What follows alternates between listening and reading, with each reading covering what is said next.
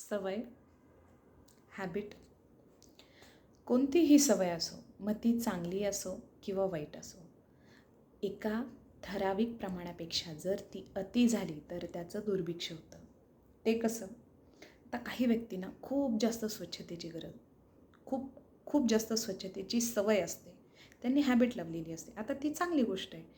पण कधीकधी ज्यावेळेस सगळे एकत्र येतात आणि त्या गोष्टींमध्ये फ्लेक्सिबिलिटी आपण ठेवली नाही, तर मग ती स्वच्छतेची ती गोष्ट अति होते आणि आपल्या व्यक्तींना थोडंसं त्रासदायक होतं.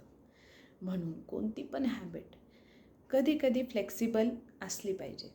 मग ती व्यक्तींविषयी असो, ठराविक स्वभावाविषयी असो किंवा ठराविक वस्तूंविषयी असो.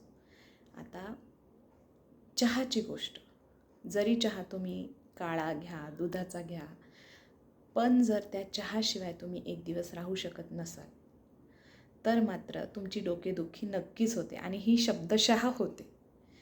खूप जणांना चहाशिवाय जमतच नाही. मग तुम्ही कॉफी म्हणा, चहा म्हणा किंवा ठराविक एखादी हॅबिट स्वतःला लावताय त्याविषयी.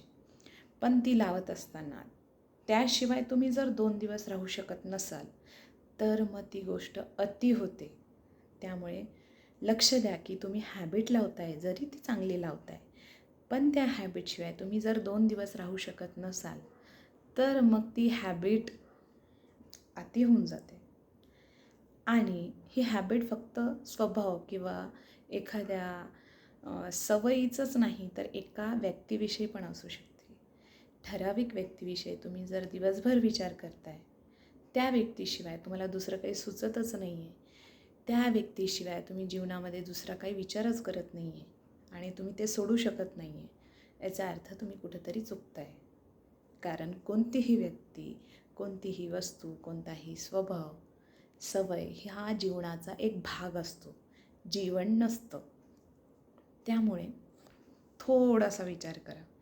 जर ती व्यक्ती, वस्तू आणि स्वभाव तुम्ही 2 दिवस 3 दिवस बाजूला ठेवून जगू शकत असाल तर मग तुम्ही ती हॅबिट लावा, तर ती तुम्ही सवय लावा.